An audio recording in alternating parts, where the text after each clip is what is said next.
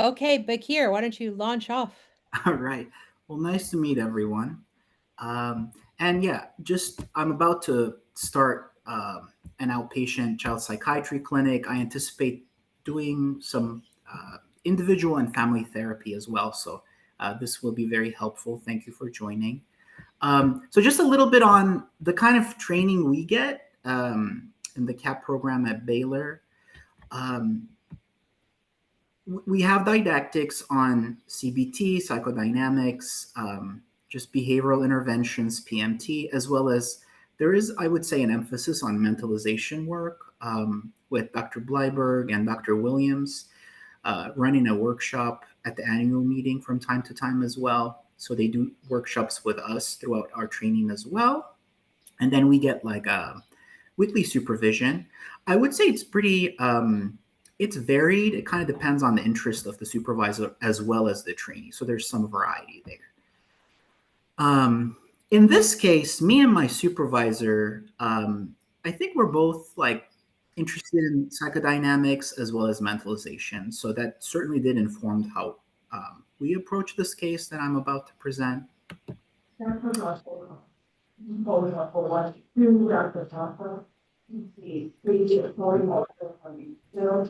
Oh, Mully, I think you're unmuted, just to let you know. All right. So this case, I'll just kind of tell you a little bit about the family. So we have the protagonist really was I'll call him Sam. He's 10 years old. So he has a sister, a 12-year-old sister. I'll call her Aisha, and then their mom, Ms. B, in her 40s. So they're a Nigerian family. Dad's Nigerian. Moved here in his 20s, I believe. I never met Dad. And you'll hear a lot about more of his absence, really. So then we have Ms. B, mom. She's half Nigerian, half Vietnamese, but born and raised in Houston.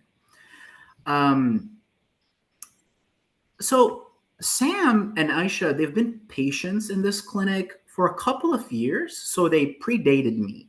I joined and I kind of took over the what we call the continuity clinic, where you get to work with patients 2 years in a row. So in the continuity clinic, we mostly do 30-minute sort of medication based appointments. And then you get 1 full hour at the end of the day, 4 to 5 p.m. for a therapy case. And this was one family that showed up pretty consistently and took up most of that 1 hour therapy slot for my I'm sorry, consultation. Michelle, should we record it or have been recording oh, or I not? think I think it didn't Fernando set it up to do that I don't already? think I I believe think it says it's recorded. yeah, Fernando Yeah, set it it up is to oh, record. recorded. it Yeah, is yeah. recorded. But thanks Yeah, for sorry. checking. Yeah. Yeah, so I worked with them for maybe 8 months or so with just both Sam and Aisha with ADHD and some behavioral issues, some temper problems, some irritability, more so at home. Just working with stimulants and alpha 2 agonists, like a combination of optimizing that um, and doing that. But towards the end of the first year and around summertime, just kind of started getting more messages, more calls about, you know, we need something else. Like, this is not going well. We're fighting a lot. Things are really rough at home. So I kind of offered to meet more often. Can we do weekly? Can we do maybe every other week, do some therapy? They were all interested. The thing is, when they came in, actually for that very first appointment, we had to do a CPS call. So that certainly complicated the initiation of psychotherapy and brought up a lot of feelings with mom, sort of embarrassment, shame, that sort of thing. And what prompted that was, so with all these behavioral issues, these temper issues, mom kind of started handling Sam in a rougher way, maybe using corporal punishment a little bit more, spanking him more, maybe using more of a belt. And with Sam saying that, you know, he saw something red on his bottom and sort of it was really rough and someone needs to almost kind of reporting his mom to me really. And initially, I didn't quite get that, but then it became kind of really consistent, like reaching out for some kind of higher authority to check mom. That seemed to be what Sam wanted to do. Um, and so we did. We did call, and I think it was just maybe one phone call with mom, and they didn't pursue it any further. But what happened was definitely some hurt feelings, and I think my way of managing that was to just give mom some time with me, one on one, to just air it out, let her express what's going on for her, and kind of show her that I am okay with it, like almost accepting and welcoming what she's feeling, and to say that I don't think she's a bad mom. That she shows up for the appointments, she reaches out for help. This is simply more of a psychoeducation on like the mandatory reporting that comes with our jobs and things like that. And I think overall it went pretty well. There was a bit of I would say there were more missed appointments during this time, but as we continued to meet, they showed up more frequently, and we were able to meet more consistently. So as I was starting out with them, and this is probably related to the fact that they have been patients in the clinic for a couple of years, they had a pretty biological understanding of what was going on, as in what is ADHD, what is ODD, and how they often happen sort of together, the comorbidity there, and how you treat them, the medications that you use, how you titrate the medications up, things like that. So a lot of times it was kind of like this very medical model, which I'm sure we're all used to, sort of like this symptom is getting bad. Can we go up on this medication? That would be the kind of request with mom. Except we didn't see a ton of change with that. And there were some other barriers, like some side effects with guanfacine, like daytime sedation. And just to let you know, Sam also has a tic disorder. And having discussed that ticks have a waxing and waning nature, there was still some worry about like a higher dose of dexmethylphenidate leading to more ticks. So there were all these things that really would stop mom from going up on the medications. But then she kind of had like this medical approach. So we had to work on that a little bit to say that, things are pretty multifactorial and complex. And, I think maybe in therapy, we can look more into the relationship that you have with the kids and maybe what's happening there. And with that, I think we got buy-in from especially the kids. Sam, who didn't like taking medications, he had an issue with the labels and the sort of the disease model, and he often would say, don't say something is wrong with me, that sort of thing. So they were overall open, I think, to just talking about what's going on at home.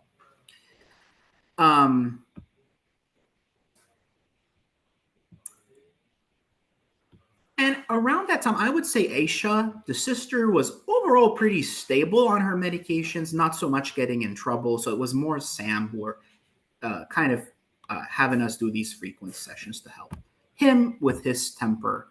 And it wasn't just with mom. There were a little bit of issues at school as well with the teachers, just a little bit more defiance. Nothing overt, no disciplinary action, but kind of unusual for him, really.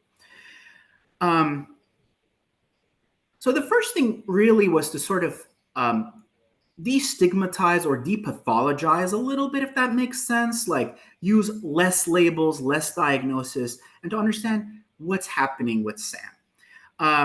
And the more we listened to him, it seemed like he took issue with mom. Really simple things like having a drink during the holidays, maybe having smoked one cigarette once with a friend. These things, these very infrequent sort of, he would really blow them out of proportion and almost present them as if mom has a drinking problem or if she has a smoking problem. So there's something almost immoral with her. And that was also unusual to me when I saw that. And I think I read up a little bit on like development, and I saw some of the psychodynamic theories about, um, you know, increased interest in siding with authority and almost like an age appropriate obsessive nature, controlling nature, and things like that. And it became a little less unusual for me, which then I tried to kind of interpret that back to mom to kind of make sense of what's going on. And he wanted to sort of align with these male authority figures that would come to school and talk to them about substances and things like that. So this would be uh, I think a member of the police department would come in and talk to them about staying away from drugs and things like that. And he would, I think, sort of identify with the police and take some of that back home and monitor, and mainly monitor his mom. And I think this was it had a cultural determinant as well, with some of the gender roles and stereotypes and sort of monitoring women more than men. And I think it became almost like a gateway to really the crux of the matter at home, which was that it was all about what mom has to do, and she was very alone in doing everything and answering to the kids and taking care of their needs. And dad was not really there. So I'll talk about that next. So the more that came up, I think the more Ms. B, or I'll call her Ms. B, mom, she became more vulnerable about what's going on for her and her loneliness. Um, so Mr. B had this sort of long-term interest in getting a second wife in Nigeria, and this we had to kind of get there in a couple of months. She didn't tell me at first, and then she kind of told me a little bit more about what's going on at home.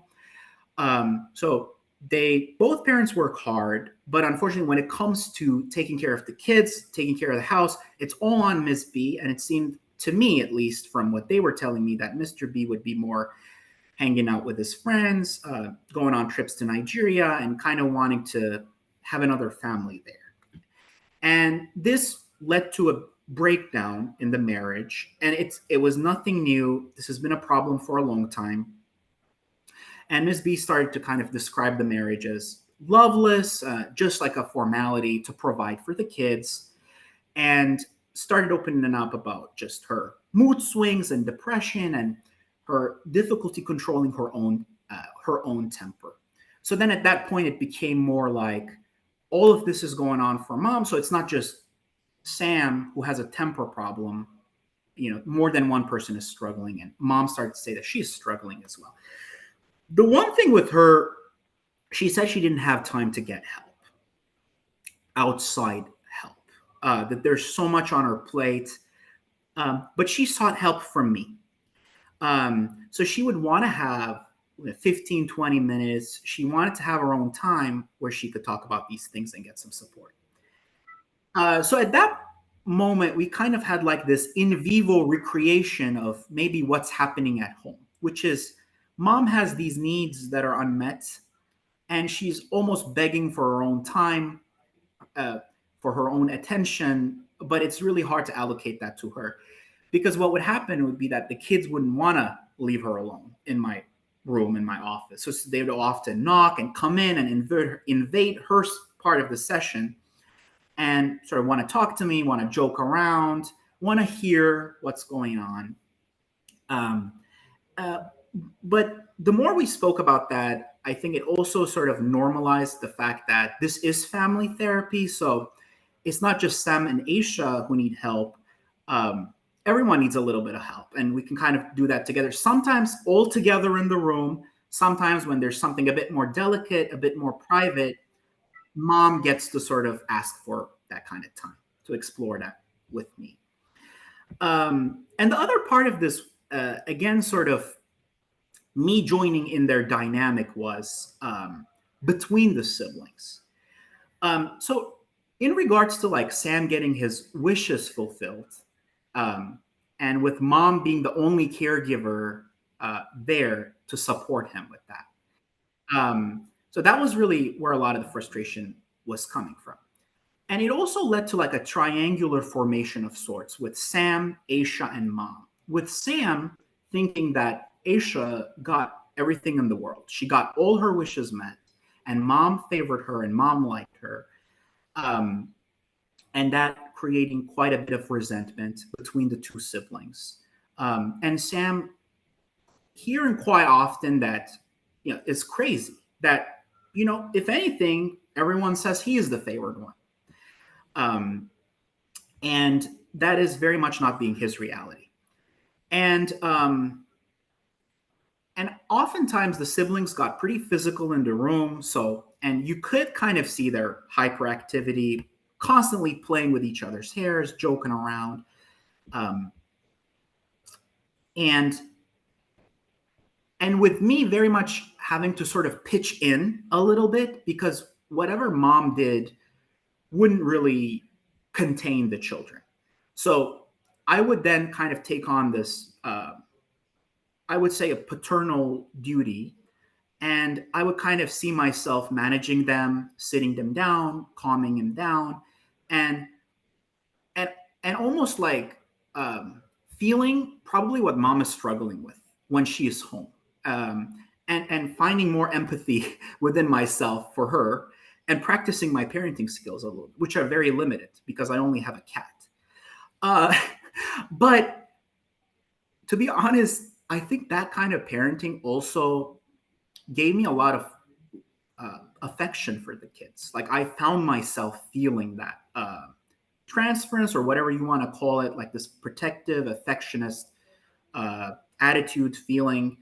And I think towards the end of this year, with termination, that did come up. So I had feelings about termination, which I'll speak about at the end.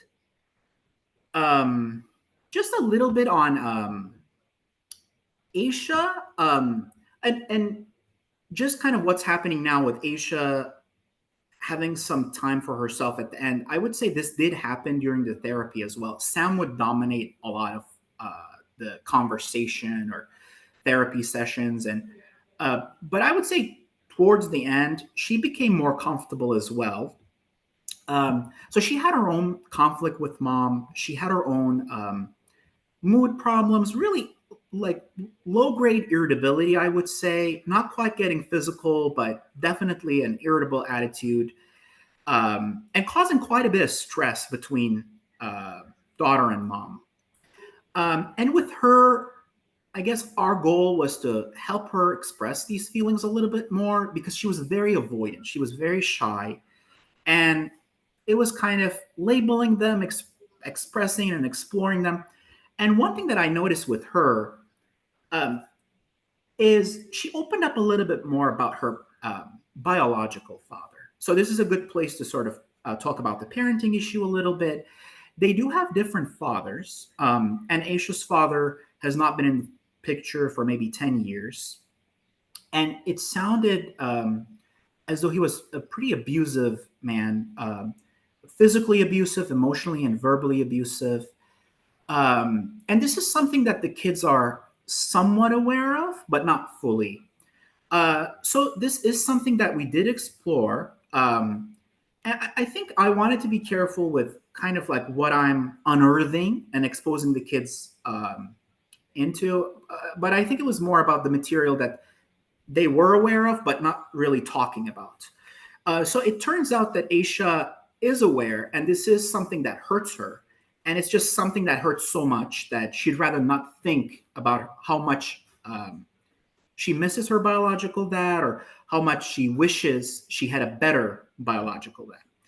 And this came from her. And I think at some point she said to me, "Oh, wow, you can get this." She kind of exclaimed as such. And I feel like after that, she talked more.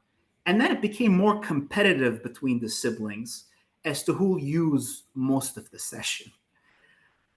So then that allowed me to kind of see that jealousy, that difficulty in sharing the limited resources at home that is so draining for mom. I think it started happening in the session as well.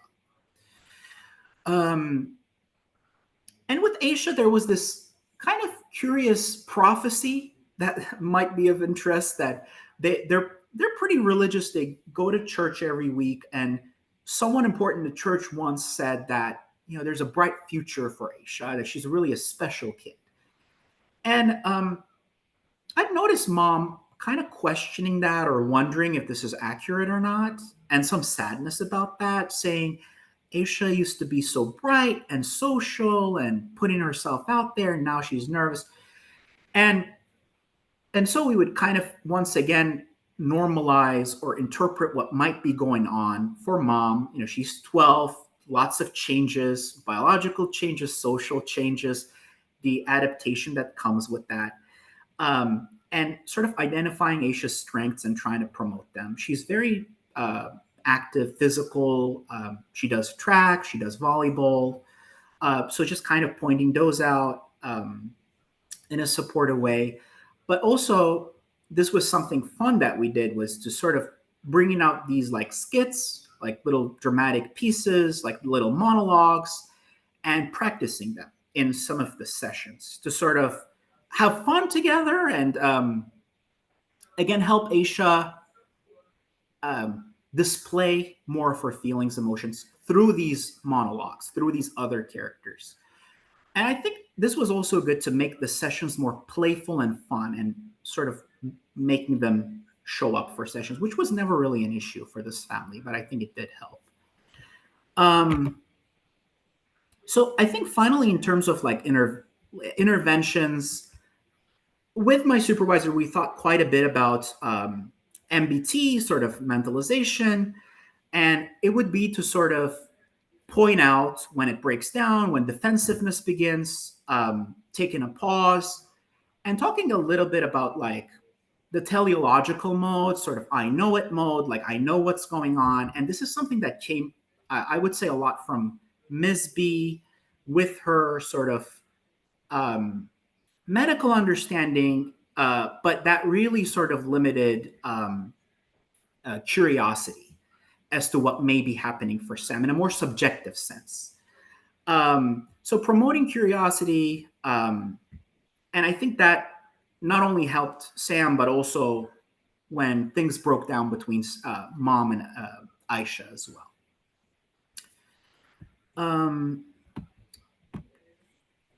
All right. Can I ask you a question, Bakir? Is that okay? Yeah.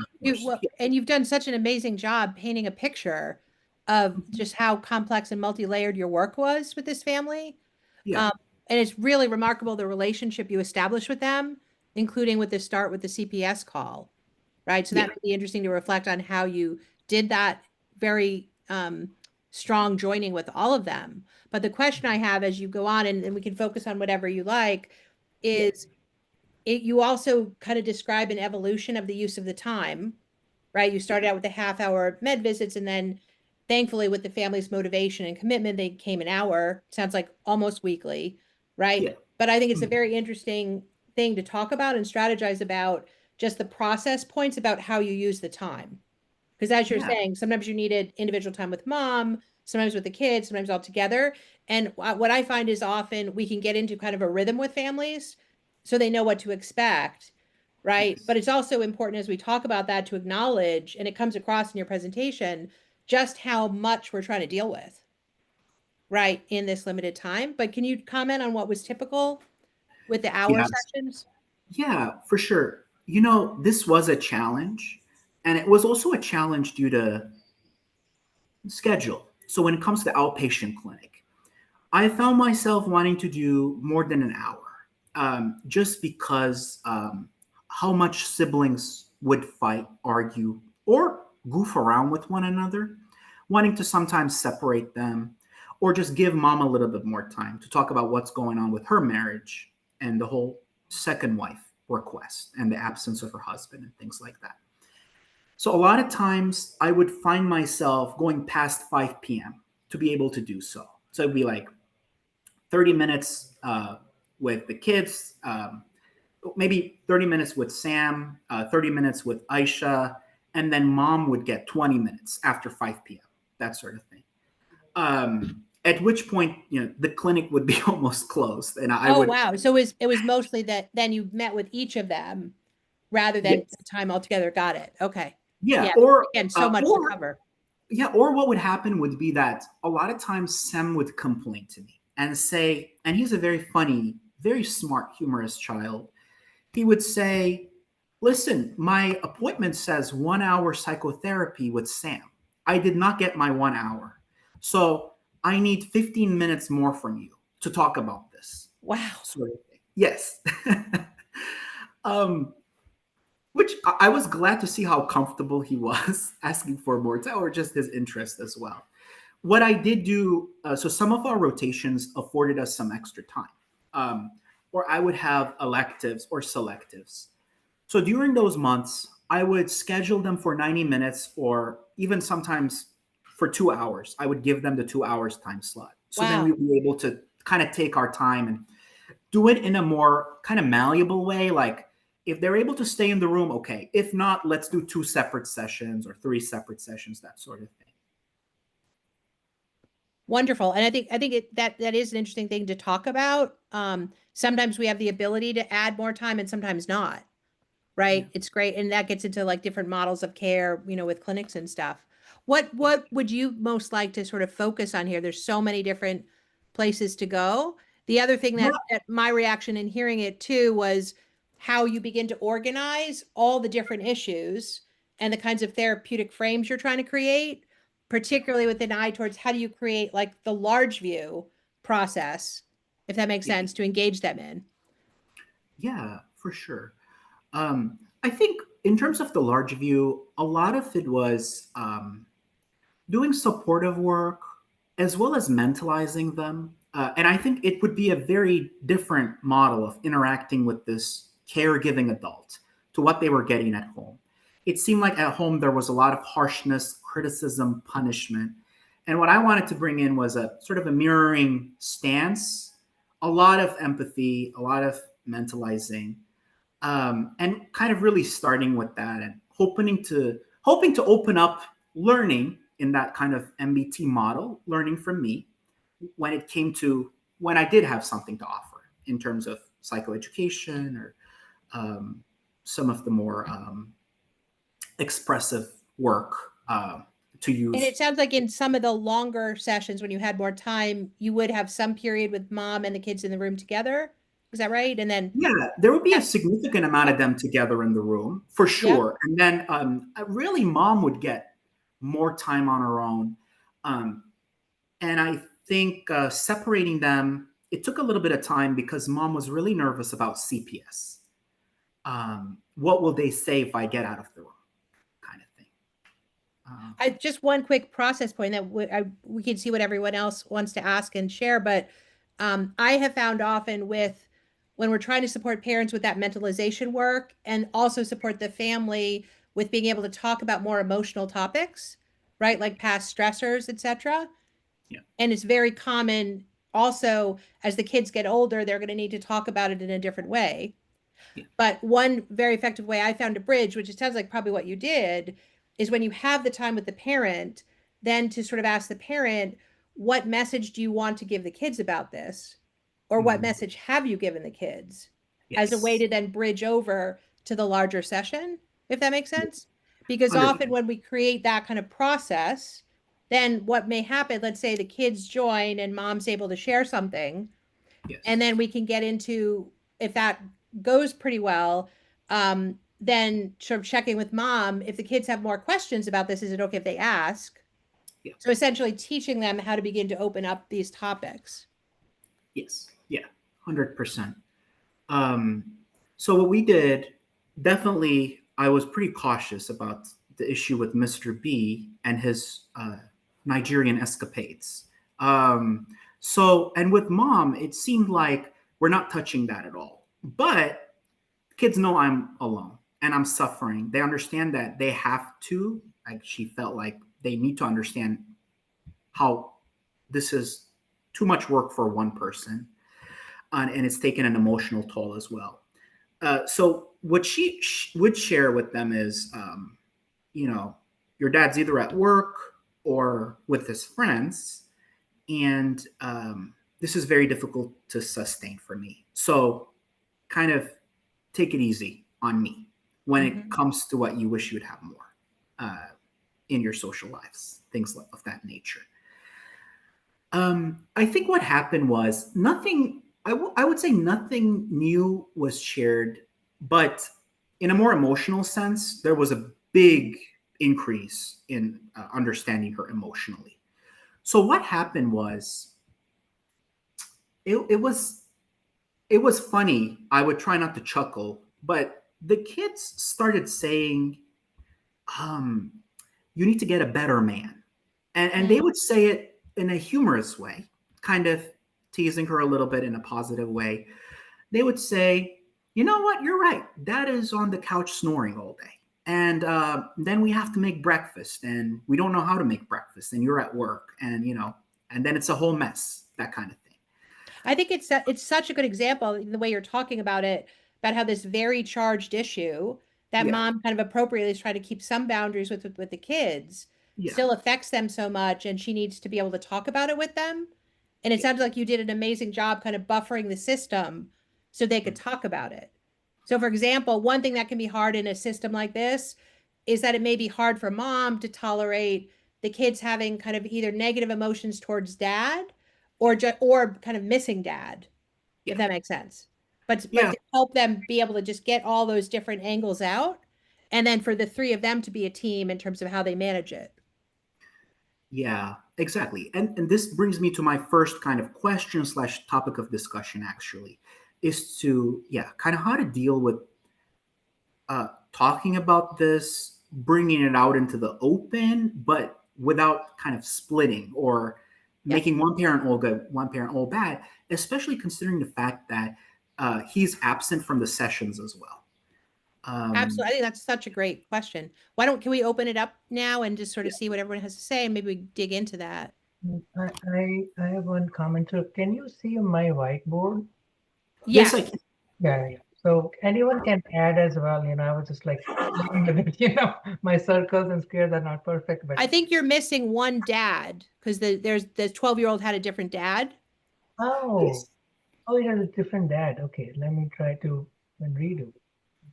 You could just put it in between the kids, like put another line up there. Oh, okay. Uh, so this one is Mr. B is the son's dad, and she has a different dad. That's correct. Oh, okay, okay. Maybe then Mr. B should be this guy.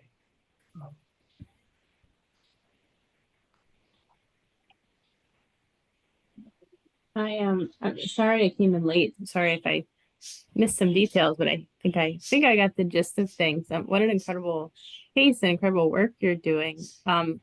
Just a couple of things that kind of jumped out at me. I sort of more process and thought questions, not necessarily answering questions you've brought up so far, but one is that in family work, we're always pulled to kind of think about that ping ponging and who is in the room, who is being exposed to what information, and I think you're being very mindful as this question you raised, how to deal with talking about the father, about giving mom a separate venue to talk about things with you, and maybe through those conversations, I think Michelle was kind of alluding to this as well, just bringing in, working with mom to come up with the language together that feels comfortable and most appropriate for her in terms of figuring out sort of how do we then talk about dad in a way that feels safe, appropriate, age appropriate, all those things. But also in a way where, bringing in this other thought that, you mentioned your pull to almost be like a father figure. And, realizing that is sometimes uh, in family work. I think that where families, where you have parental system where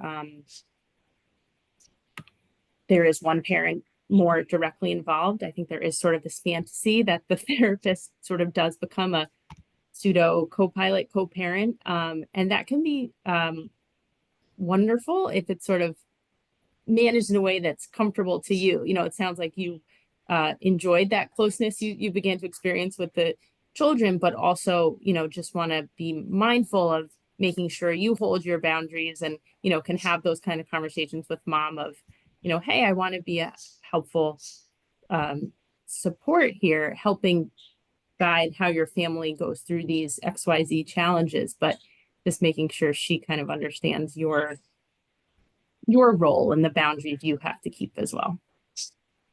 Yeah.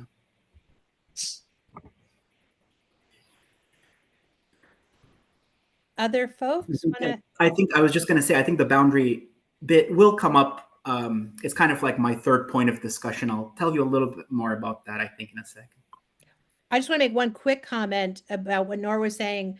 I think there's in these sessions where we have a parent who's really never there, I like to think of it that there's questions we ask to kind of bridge into the session, and then we also have to bridge out. And what I mean by that is we were talking about the bridging into the session, meaning first checking with mom, how do the kids understand dad's role in their life, right? What message do you want to give them? All of that stuff to have her ready to talk to them about it. But then also often at the end of sessions to be able to check on what, if anything, does dad need to know about what we're talking about. Does that make sense? So again, we're bridging in and out. It's a different dynamic with all families. And this family's, my guess is mom in particular would be kind of limited about what she would want to talk to dad about. So we would need to learn over time how to handle that. Yeah. But sometimes what happens is the kids especially may speak up about something they think is important for dad to know that maybe is within reason for mom to communicate. Yeah. Does that make sense? Yeah. That's. I think I've seen that a little, especially from Sam, actually. And you're right about there wasn't much of a channel between mom and dad, and I think maybe Sam started noticing and expressing more resentment with dad to him as well. And yeah, and in the most painful scenarios where, for example, mom doesn't think dad's going to want to hear it or whatever it may be, it still, I think, helps for the kids to be able to voice to mom, like, I wish dad would come to my baseball game. Yes. And then to support mom in saying, okay, as hard as it is, like, mom, you've said probably dad can't do that. What do you want your son to understand about it? Yeah. Does that make sense? So we're still being the buffer as that process happens. But I really, because a lot of times I think what happens is families totally avoid the topic. And then the kids build a lot more anxiety because they don't know what's going on, etc. Yeah, for sure. It's so funny because it came up in a very similar way. I think it was basketball. In my case here, it was more about just talking more about how male peers play basketball with their dads, and he doesn't get to, and just talking more about that. And I think certainly more could have been explored, not just in the sessions, but outside of the sessions as well. I think they were just kind of coming up towards termination as well. So one thing I'll add is that it was interesting when you said that he looked at the time, needed 1 hour, and you didn't give 1 hour. To me, it appears like how much like emotional needs, like you are there available to talk to him, that he needed from other people in his life and is getting from you. So I think that was really interesting that it is like need someone to talk to. He's getting that time with you. Yeah, I think so. And that's how it felt. It felt like, whatever mom couldn't do or whatever, dad couldn't support mom with, that sort of emotional interest and all that, it was happening between us. And I think that was probably contributing to my initial kind of point about feeling like I was pitching in a paternalistic. And a quick related point, sometimes we worry about that it's going to be threatening to the mom or right, or not necessarily good with the dependents.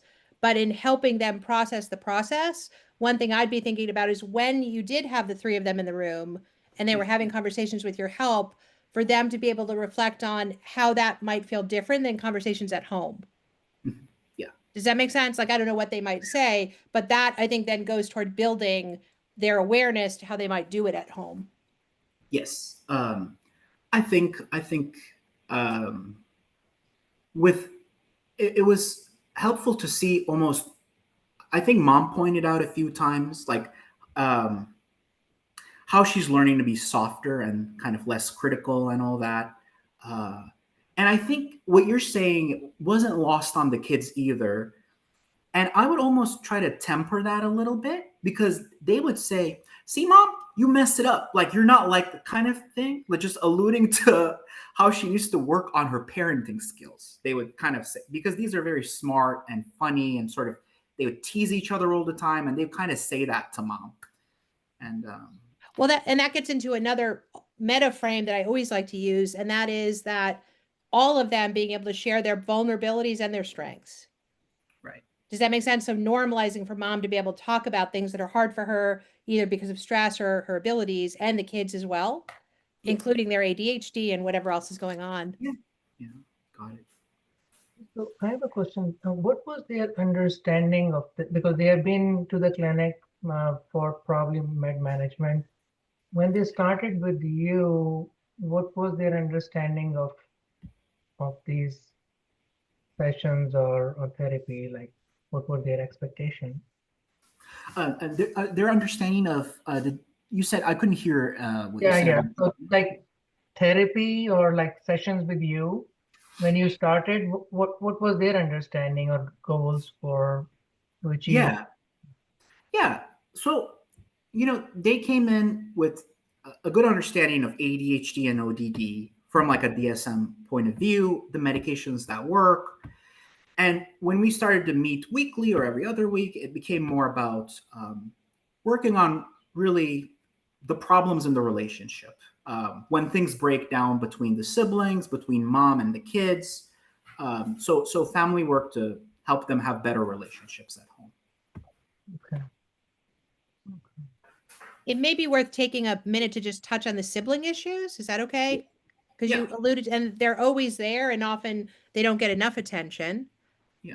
Right. And it sounds like there were a number of things with these kids, and from what you're describing, it sounds like they had a very mixed kind of relationship, right? That they could feel very connected and also struggle with conflict, 100%. Yeah. right? But Very heightened. what would you say were kind of the main sibling issues when you thought about it? I And think also, it sounds like they were jealous. The son was jealous of the daughter with mom's Yeah. attention. Yeah. A lot of times in supervision, I would call it, I think I called it snitching on each other. So this reporting on one another's faults and sins and what they messed up in school, criticism, and just leading to a lot of defensiveness, a lot of attacking one another, on who's in the wrong, who messed up what, who didn't do what chores, as well as, yes, jealousy about who gets to do what and who is this unfair to. That's what it looked like. And I think there's a couple of things I think about with that. There's such typical issues, right? One is just the messages about even the structure of the family. Like the sister was older, right? What did that mean? That's one example, but also how to help them talk about the positive. Does that make sense? So, and that's probably part of what came out. But going again towards they're all different people with different strengths and weaknesses, but they need to be a team. And so one thing I'm always interested to hear from parents is what messages does she give about one being older and one being younger? What are their responsibilities, right? What they can do together that's positive. But oftentimes in cases where it was just typical, there's an older and younger sibling, it's good to talk about the pros and cons of each, right? So I might talk like open it up more generally to what's the best and worst thing about being the youngest? What's the best and worst thing about being the oldest, if that makes sense? So at least you can start to get on both sides, all the while giving mom a chance to give messages about it. Yeah. Does that This make was a sense? big problem for them. Yeah. So that's a great point. A lot of times, what Aisha got to do outside, mom said it's because she's 12. There's a 2 years difference, so she gets to do these things, and you have to wait. So, yeah. I have a question. So I don't know how I missed that Aisha or Aisha has a different dad. So do we know anything about like the involvement of Aisha's dad in Aisha's life, and how would Sam see that, if there was any, or were there any conversations? Of course, yes. This was I think, a pretty significant part of more curiosity about mom. What's going on for her? Why is it that she's not doing these things that we need? So, as part of that, there was more empathy for the current marriage, whatever's happening at home, but also a little bit more curiosity about her past, her history. Um, and basically, the history of this abusive ex who disappeared pretty early on. I think when Aziza was 2 or maybe even younger than 2 years old. So it came up, and I think it allowed Aisha to express her sadness about what this man was like and how bad it was and how mom deserves better. And I think they kind of got joined a little bit, the two men, as not good enough, not fair for mom. And this kind of came from both kids, that they would say, they would actually bring up some old photos of their mother where they would say, look at her, she's so beautiful, she's so pretty. She was going to be a nurse, she was going to nursing school, that kind of like telling me about uh, how she deserved better, basically, and how she still deserves better. And it was all part of that conversation where they would almost, yeah, they would make these jokes about, you know, if you got a better man, we'd also get a better father. Um, so that was That's such a wonderful example too, Bakir, about the siblings being able to come together, agreeing on that. yeah, Right. yeah, It's such a great thing. And one of the ways that I always like to try to almost punctuate or make bigger those kind of interactions is to say mm, to mom, like, wow, what's it like for you, mom, to have your kids really standing up for you in this way? Just yes, them yeah, just to like expand it and let them build on that positive connection. yeah, 100%. And you know something, it was kind of hard to do it almost. Like the good things, the positive things, they were so used to just glancing over or just kind of like passing through those without fully enjoying that or exploring that. uh, Certainly could have been done more in the sessions as well, just to stay with these positive things and noticing how they're different from what they're used to at home with all the harshness and the criticism and the defensiveness. But what you're describing, and I think you saw this evolve over time, this gets to how our family's progressing, is Yeah, that in the sessions, once you were able to create space for all of them, they needed structure from you, but they could have these very positive interactions, including about very emotional topics, yeah, which I think is a really good sign. In some families, that might not even be possible. For example, if mom's level of emotional reactivity was too high, or if she remained too defensive. But it sounds like you were able to give her enough help that they were able to get there, which is amazing. yeah. Definitely seen both. Seen them get there and see them, and And sometimes fall apart. struggle. Yeah, Yeah. yeah, for sure. And that gets into sometimes what we're teaching families or helping them with is how to know when to stop talking about something, Yeah, right? When does it become destructive to keep talking and people need space? yeah, for sure. Sometimes even in sessions with us. Yep. And we could have this, both kids, did they see any or experience any, like, witnessing domestic violence between the parents? So there was one. So when Aziza was very little, and she vaguely remembers this, some meeting in a cafe, maybe their last meeting, and dad was really harsh with mom. And that was kind of like something that prompted us to, that was kind of the one thing that she knew that sort of enabled us to talk about that memory. But not extensive, just because of how early he was gone. And I don't think they even lived together. So it was just a few instances of seeing them together. And with Mr. B, any issues like that? No, no, none of that. And I think that was something that, Ms. B wanted to almost like reassure me, like he's not violent. Like she told me a number of times, like, that's not our problem. It's more that he's not there.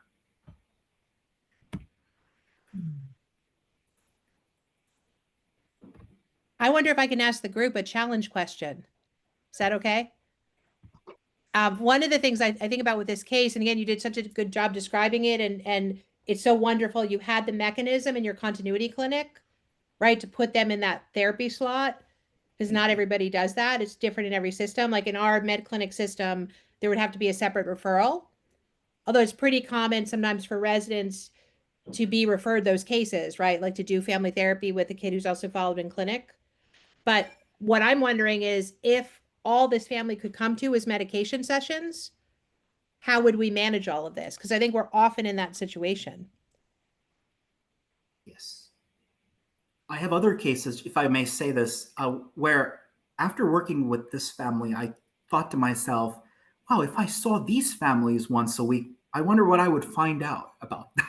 Exactly. Well, what do you think what did you learn about that through this process? Like that may help you with in when you're in quote med clinic and don't have as much time. I think just how complex emotional and behavioral problems are. And of course, we need to simplify them so we can prescribe for them in 20 minutes. But to just having that knowledge in the background, I think will help me be more authentic. And I don't know, I'll feel more authentic Yeah. as I'm talking about what we're working on, I think. Well, and I think Then what you'll find too is some of the dynamics that you were able to get into more deeply in the longer time you'll know about, which will help you know what to say in the med clinic sessions, Yeah. if that makes sense. It's also Yeah. a great way to underline, and I think we all do this when we do evals, but particularly making sure in this scenario you had separate time with mom in the eval stage. Yeah. And if I only had a limited amount of time in an eval like that in med clinic, the kinds of ways I'd be asking mom about all the past trauma, etc., are really about what message have you given Aisha about this? What message have you given Sam? Yeah. Right? What, if anything, do you think they're wondering about it? What's hardest for you?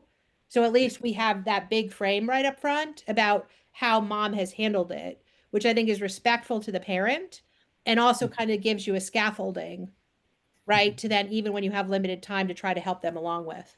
Yeah.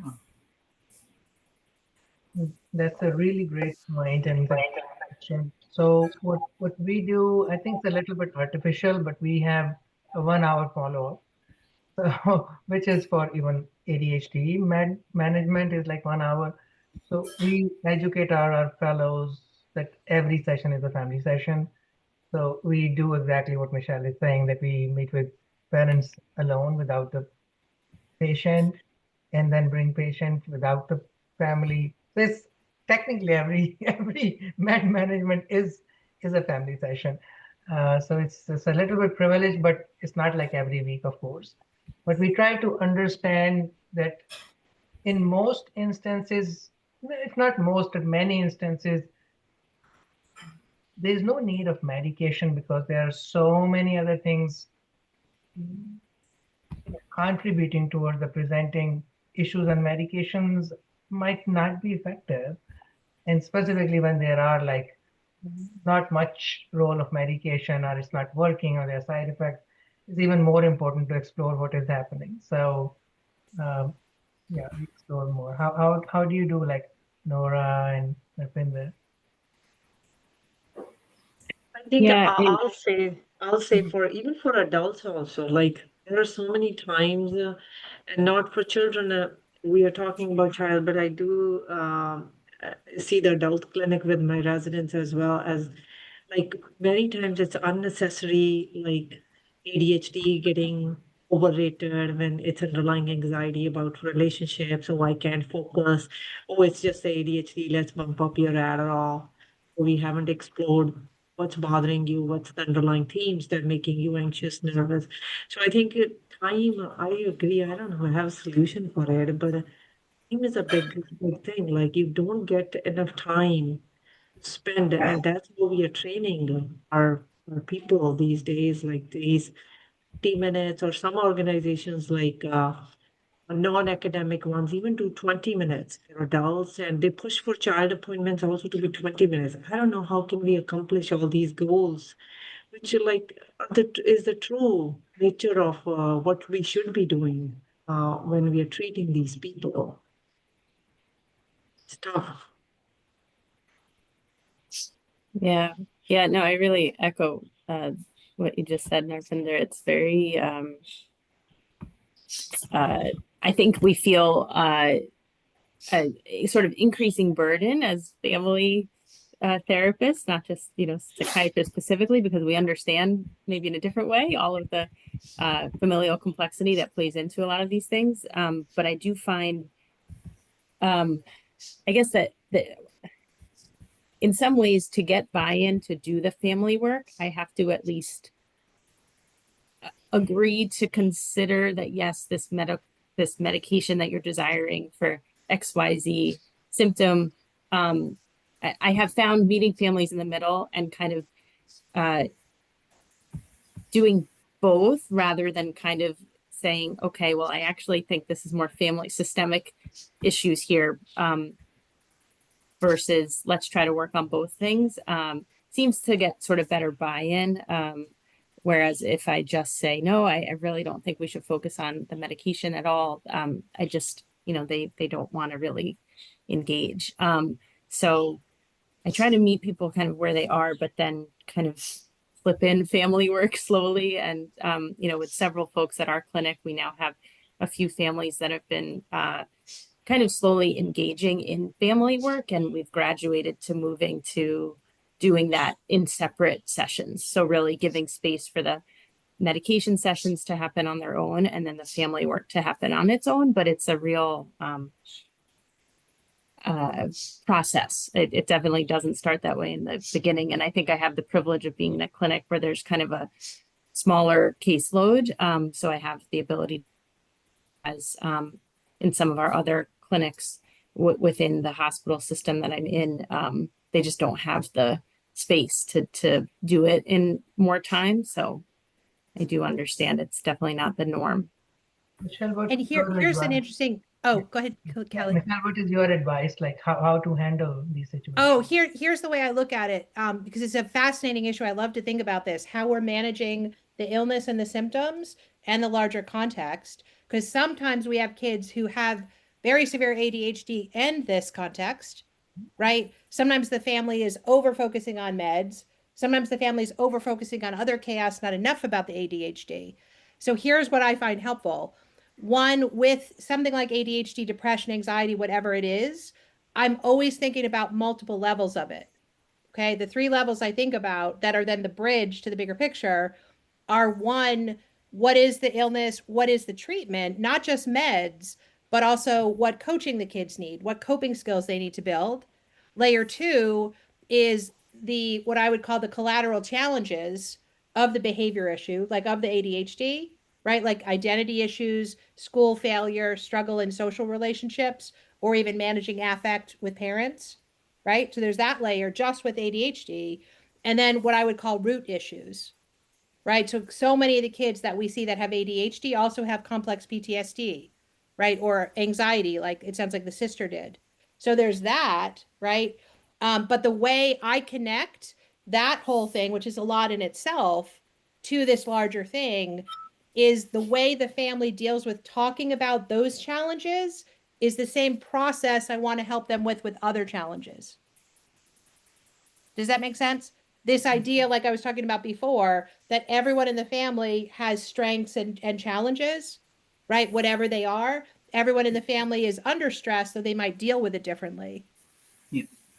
I don't know if that makes sense, but I think the art of this is how we toggle back and forth and do the best we can with the time we have.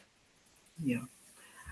And I know that probably I want to be mindful of our time as well, but I guess one thing that came to my mind was highlighting strengths would be challenging sometimes with this family because they would almost block that avenue for the other family member. So it would be like, oh no, she doesn't really like to go out with friends. Like she's pretty shy, nervous. So it'll be almost like we can't spare to acknowledge one another's strengths.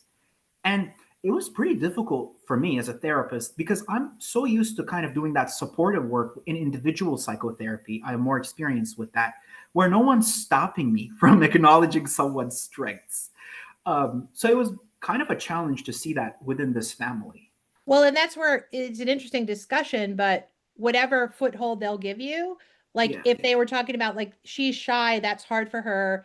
One way to Right. go about it too is to then talk about, oh, what's hardest for mom? What's hardest for brother? Right. Right. And then there's the whole Okay. maybe what's good for her about the fact that she's shy. Hmm. Do you know what Right. I mean? As a Kind of start. reframing. Yeah. And then once you talk about challenges, be like, oh, well, so everyone has challenges. This is your challenge. This is your Yeah. challenge. What is Aisha best at? Right. Do you see what I mean? So you just start Yeah. whatever you have and then, but always go in both directions with everything. Yep. Yep. Did you share this observation with them at any point that it seems difficult for them to talk about strengths and express positive things about one another and about themselves? I think not the first time, but I think maybe the third time. Usually I wait. This is Oh what yeah. No, that can be my hard to bring up. supervisor. I think I mentioned that, and I'm not sure if I got a big response, but I guess it is something that I just It's making me think about the utility of a reflection team, which could be a cool thing to do with you and your supervisor or some of the other folks if there are other people on your team that are involved in the cases, um, where you kind of flip the situation and you have the family watch a group of folks who have been observing the family talk about the family yeah. system and the things they're observing. So that can often be a really helpful a helpful thing to do to kind of move the treatment forward. But you certainly have to be careful about parameters and how you talk about things. But who knows if you had the opportunity to do that? Could I had not done it. I would love to hear, Michelle, your experience doing this, or Nora, your experience. Like that's such interesting, uh, you know, point. But I never, I've not experienced that. Like talk because we observe all the time, but I'm not allowed family to listen to the discussion because sometimes it's like really brutal. So, but like how to do it and how like educate us about this. Well, and I think one thing I would say about it, I haven't worked in that often myself, but one of the powers of the reflecting team, if people from the reflecting team do end up in the room at some point, is always starting with the positives and identifying the strengths in that role, right? When you come in. And I think that's a nice way to bring it into the room, but then also acknowledge the challenges. I have some experience with being in such a setting with not with this case, not in my clinic. We have a family therapist slash child psychiatrist, Dr. Martin Maldonado at Texas Children's Hospital. He has us there for all the sessions. So there'll be two fellows, there'll be one or two medical students, and he kind of organically facilitates some of that feedback throughout the session. Like he'll kind of turn around and make a comment like he's sharing something with me, but he wants them to hear it, and he wants them to hear my response as well. Mm-hmm. What the other thing I would say about just the trouble with the positives is I think the dynamic a lot of times in these cases is mom literally doesn't have time to notice the positives, Yeah. right? Like she's in survival mode, she's just trying to survive. And so Yeah. that's where, again, we have to be very good in the session at grabbing any little thing. And Yeah. if there's anything mom's even in the session acknowledging in it any way was good to sort of slow it down and Yeah. say, as hard as X was, mom, what do you want Aisha to know you really were glad she did? Yeah. Do you see so we have to get better at just pulling Yeah. because there's Yeah. always positive and negative in there. We just have to grab it and slow it down. Yeah. But I that had also one. is a very telling thing. Sometimes when we do that, and it's a very sad thing, but sometimes when we do that, parents still can't do it. Yeah. And that, Yeah. in my mind, that's often a signal we need more time with them alone, Mhm. right? But it's important information to have. Yeah. It And sounds like with this mom, when you would build a bridge, she would mostly walk over it. I think mostly yes. And this is again a good way to bridge to my final topic if we have time. which Yeah. was kind of how I felt as I was about to graduate, which was like a feeling of, oh, I wish we had more time. So kind of like, wish we had more time for mom, or to to see more of these things that we started seeing, that uh, um, sort of a more mentalizing, less defensive, more positive stance. And A related question I have yeah, that it's talking about that is, and I don't know how much time you had or how you did it, but how you process the end of treatment with them, yeah, right? And one thing I would say about that is I think it's important all along the way, even if we're not stopping treatment, to check in with the families about how they think they're doing. Like yeah. sometimes we see progress they don't. Sometimes they may be making progress we don't see. But how did you process the end with them and transition? Yeah. So with the termination, I feel like I had some experience with it from adult world, just with the psychodynamic stuff that I did in my adult residency. So I think in the beginning, we usually make sure to say like the nature of the fellowship clinic. So that was shared pretty early on. And then I think when we started doing family therapy, I mentioned the duration being time limited due to, again, the nature of the fellowship clinic. I think maybe a few months before graduation, I kind of shared a reminder about what's about to happen. And then, last several sessions, I tried to carve out some time for we're going to stop meeting soon. Kind of like, how does that feel? What's coming up for you as we're kind of doing our last couple of sessions? And then sometime on, what do you think you got out of this? I kind of did offer those like questions. Can we explore what we worked on, what got better, what didn't get better? What did these folks say? I'm really curious. Yeah. So overall, Sam, I'm calling it Sam. Um, I think I got most feelings from Sam and Mom, I would say. I think Mom was more direct in sharing sadness about, Mhm. I guess she'd call it me leaving. And again, from a like dynamic point of view, it came up sometimes in the same 5 minutes as the end of her marriage, right? I kind of noticed that parallel. Her her husband leaving for Nigeria. So she'd kind of talk about that, and then talk about, we're only going to have a few sessions left. It's going to be hard for the kids. And then she'd say like, it's going to be hard for the kids when Mr. B leaves. That sort of. I need to prepare them for it. Oh, when So there he was was leaving and when you were leaving, both. yes, Oh, cool. yeah, Okay. yeah. So that they would kind of not directly linked, but I would notice that they would come up sort of within the same 5 to 10 minutes. Like she would I bring, love the fact she was able to go there with you. It just says so much about your relationship with this woman and how effective you were. But one of the things that is always important, you probably did in this case, was say, what do you think is going to help the kids with it? Like, I'm Mhm. so glad mom was thinking about the kids. That's wonderful. Yeah, And that's, I think, a way to empower her, like mhm. about how we together can help them with both of those things. Yeah, yeah, yeah. I think one thing we decided was to give like, especially Sam, like time to talk about it in the sessions. Yeah. And the other part of it was, there are a lot of things he wants to do. Can we help him do those in the summertime?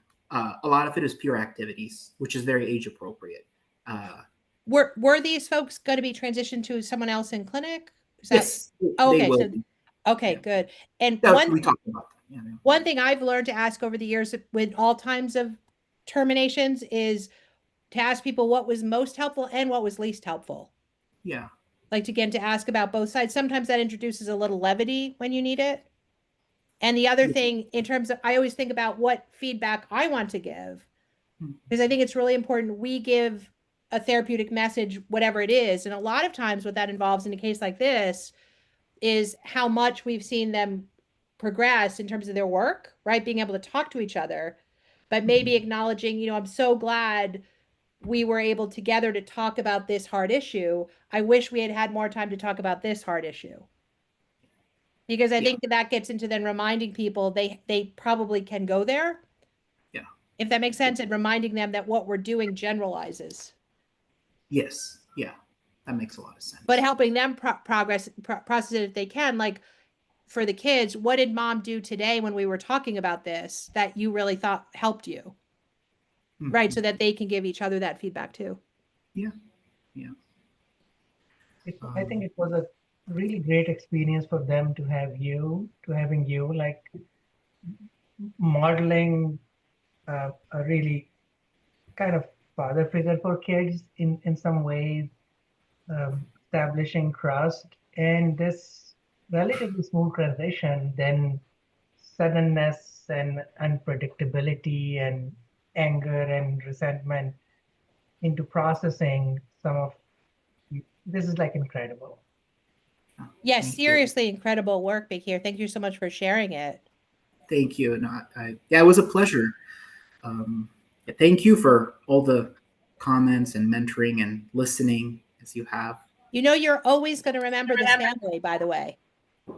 I think so. I have. This was the last thing I wanted to mention. They did give me a gift card. Oh, what my last question for you is, what's the most important thing that they taught you? Oh, this is a difficult question.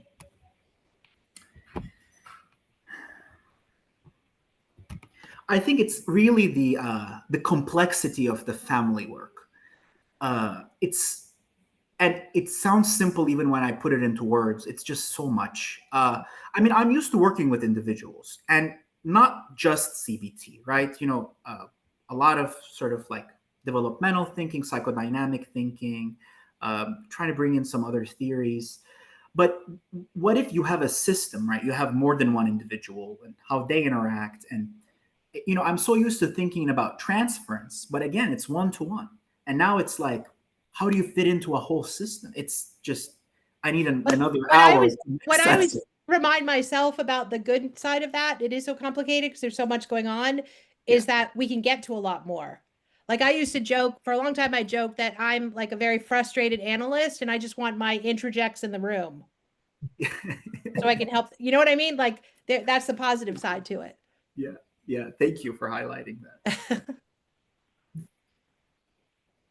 Yeah, Well, thank you. for Thank you, everybody. Yeah, everybody. Thank this you is so And much. wonderful. Bakir, I'm so glad you're here and reach out. I'm glad to plan to get coffee sometime, especially before you get busy with work. Yeah, that would be lovely. And I would also love glad to give you any recommendations for anything in Rhode Island.